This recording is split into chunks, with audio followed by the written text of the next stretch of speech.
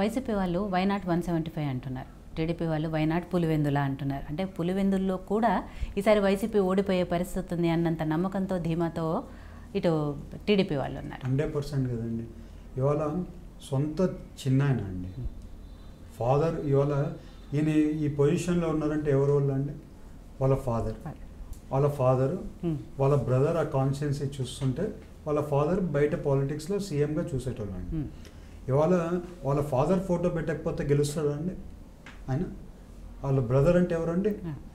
మీ ఫాదరే కదా, చిన్నాయనంటే ఫాదరే కదండి. ఆ ఫాదర్ని చంపితే ఈ పాలిటిక్స్ కోసము, ఈ దీనికోసము మళ్ళీ చంపిన వాళ్ళనే మళ్ళీ తీసుకొచ్చి మళ్ళీ ఎంపీగా పెడితే ఓడిపోతారు కదండి. ఎక్కడైనా న్యాయం ఉందండి? ఇంత డబ్బులు దోచుకుంది వాళ్ళ ఫాదర్ బ్రదర్ని చంపితే వాళ్ళ ఫాదర్ లేకపోతే తను ఎవరండి? ఈయన ఎవరండి? జగన్ అన్నతోనే ఎవరండి?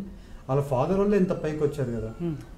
అలాంటిది వాళ్ళ ఫాదర్ని చంపితే ఎప్పుడు సిబిఐ ఎంక్వైరీ చేయాలండి వాళ్ళ మీద? అట్లాంటి సిబిఐ ఎంక్వైరీ వస్తే వాళ్ళని రానికుండా చేసి, మన కర్నూలులో జరిగిన ఇన్సిడెంట్ అయినా కానీ రానికుండా చేసి, అంటే your trying to safeguard him. It is visible. ఎన్ని రోజులని మీరు నాటకాలు చేస్తారు? Today your sisters are coming on the road and telling that you have killed my father.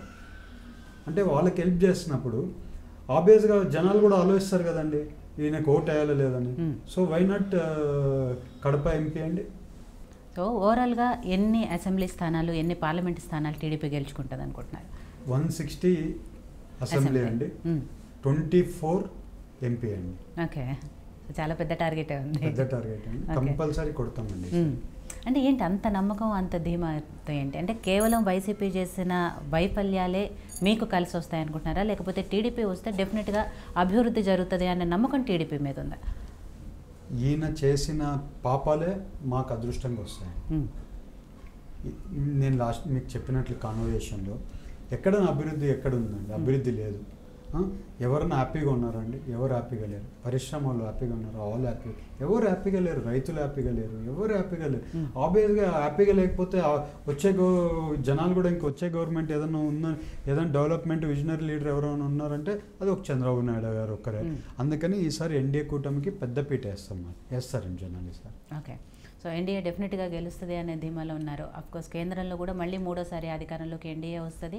ఇక్కడ కూడా కూటమిలో భాగంగా ఎక్కువ స్థానాలు గెలుచుకుంటాము, టీడీపీ అధికారంలోకి వస్తుంది అని చెప్తున్నారు. సో వచ్చిన తర్వాత టీడీపీ ప్లాన్ ఏంటి? ప్రజలకు ఎటువంటి హామీలు ఇవ్వబోతున్నారు?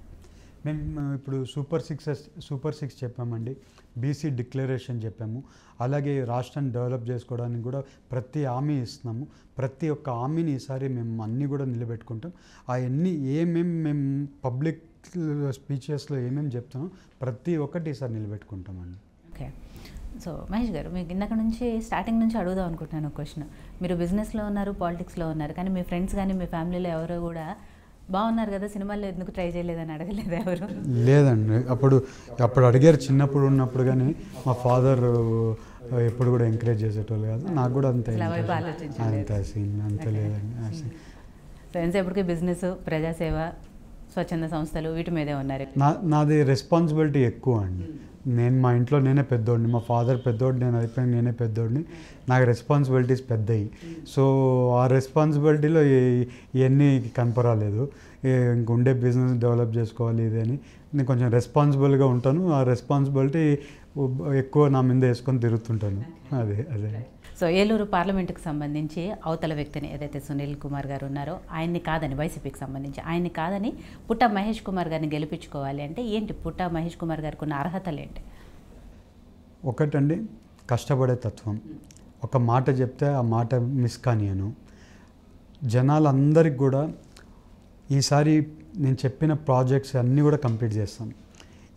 ఎందుకంటే ఎంతో ఇంపార్టెంట్ ఈ 2 ప్రాజెక్ట్స్ అండి. ఇవి పోలవరమైన చింతలపూడి లిఫ్ట్ ఇరిగేషన్ ప్రాజెక్ట్, ఈ వెరీ ఇంపార్టెంట్ ఈ ప్రాజెక్టులు ఎందుకంటే ఆ గవర్నమెంట్ ఉంది కదండి, కంప్లీట్ చేయాల్సింది కదా. మరి ఈసారి నాకు అవకాశం ఇవ్వండి. నేను ఈసారి ఎన్ని కంప్లీట్ చేసి రైతులతో పాటు, ప్రాజెక్టులతో పాటు, రోడ్లతో పాటు, ఏలూరు సిటీతో పాటు, స్మార్ట్ సిటీతో పాటు అన్నీ కూడా నేను ఈసారి చేసి చూపించినాకే నెక్స్ట్ 5 yearsలో నాకు ఓట్లు వేయండి అని అడుగుతున్నాను. అవన్నీ చేస్తాను కాబట్టి నాకు ఓటు వేయాలి. ఓకే, సో సో మీరేదైతే అభివృద్ధి చేస్తాననే హామీ ఇస్తున్నారో ఆ హామీ చూసే మళ్ళీ నెక్స్ట్ ఎలక్షన్స్లోకి ఓటు అడుగుతాను అంటున్నారు. అభివృద్ధి చేసినాకే నేను మళ్ళీ ఓటు అడుగుతాను అంటున్నాను. సో ఫైనల్గా నియోజకవర్గ ప్రజలకు సంబంధించి వాళ్ళ సమస్యలు తీరుస్తారనే దాంట్లో ఎలాంటి హామీ, వాళ్ళకి ఎలాంటి నమ్మకం మీ మీద వాళ్ళకి రావడానికి ఏం చెప్పబోతున్నారు? నియోజకవర్గ ప్రజలకు ఏం చెప్ప ప్రతి ఒక్కరికి అదే చెప్తున్నానండి. ఈసారి ఒక్కసారి నాకు అవకాశం చూడండి, యువకుడిని కాబట్టి చదువుకున్నా, ఒక్కసారి అవకాశం ఇచ్చి చూడండి. నేను డెవలప్ చేస్తా అని మీకు చెప్తున్నాను కాబట్టి సార్ ఆ నమ్మకం నా మీద పెట్టారు. మీరు కూడా నా మీద ఆ నమ్మకం పెట్టండి. నేను ఈసారి డెవలప్మెంట్ చేసినాకే నెక్స్ట్ టైం మిమ్మల్ని ఓట్లు అడగడానికి వస్తా అంటున్నాను. సో డెవలప్మెంట్ చేస్తా అండి.